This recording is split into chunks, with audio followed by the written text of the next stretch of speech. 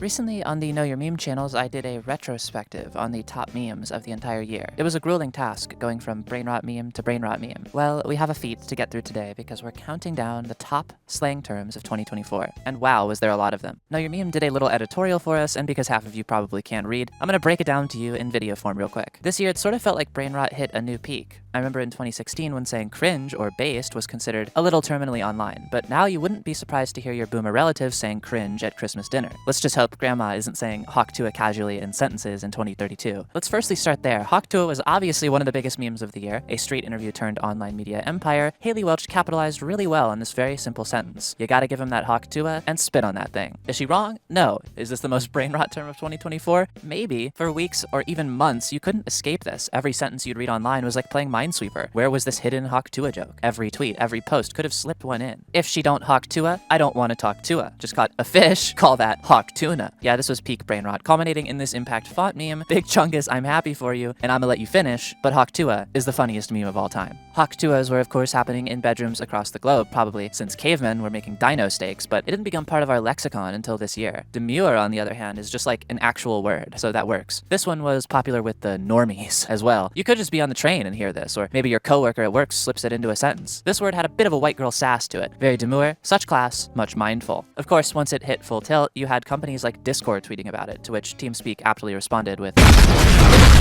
and of course, if you were very demure, you probably had aura. That's right, aura was big this year as well. The idea that some people just have a vibe, a W aura that they radiate with the simple act of existing. Before long, this got brain rotted too, turning into meme trends like aura points, which sounds like something your third grade teacher would give you instead of gold sticker stars. Kia was also big this year, originating from an American rapper. The use of this word meant someone who is outdated, out of touch, and perhaps even in their flop era, to use another terminally online word. If you showed this video to a 70-year-old, would they just explode? Or are they on TikTok too? This Kia led to this chart that compared other pop stars to Taylor Swift in a giant chart that can only be understood by someone coked out like Charlie Day in that one episode with the whiteboard. Whoever made this, pop off, but putting Charlie XCX in the Kia asylum is kind of uncalled for. Speaking of Charlie, brat itself was a big term this year. It felt like you couldn't even escape the color chartreuse anywhere you went. People started seeing green lights at an intersection and frothing at the mouth. My Uber Eats bag is brat! Of course, the word itself barely means anything, but it was often used to describe the entirety of summer, as brat summer defined an entire season this year. Of course, brain rot itself was big this year as a term, along with slop and lobotomy. The internet has turned into such a post ironic mess that words come out like slime. We're just all practically lobotomized and addicted to these internet cycles of instant sloppy dopamine that, hell, we basically can't escape it at this point. It's freaky, which is also a word that was popularized this year, specifically by this very nostalgic but cursed image of SpongeBob calling you on an old iPhone. Sorry, Freaky Bob, I mean, not to be confused with the poorest sponge on Nickelodeon, totally different guy. I am not picking up that phone. Of course, if you weren't freaky enough, or perhaps a little too old and out of touch like Akia, you might also be considered an unk. Short for uncle, many users were handing out older internet dwellers the dreaded unk status, which in some ways is more of a blow than getting called cringe in 2016. At least you could theoretically escape the cringe, but you can never really escape the unk, as Father Time has taken its toll. Rest in peace. Last year we had Riz and Gyat, which were of course still big this year too, but this also led to the creation of Huzz. Popularized by Kai Cenat and co., Cenat would constantly talk about rizzing up the Huzz and attempting to impress the Huzz. But this wasn't even all of them. We could be here all day talking about geeking, tweaking, or even crashing out as the world slowly turns into a big digital puddle. And also, every TikTok comment section is filled with nice try Diddy, probably even this video too. Maybe I need a lobotomy. Anyway, does your brain hurt, feeling unk, or feeling freaky? Let us know down below, but I am 100% way too brain rotted to even continue speaking. Peace too on that rot.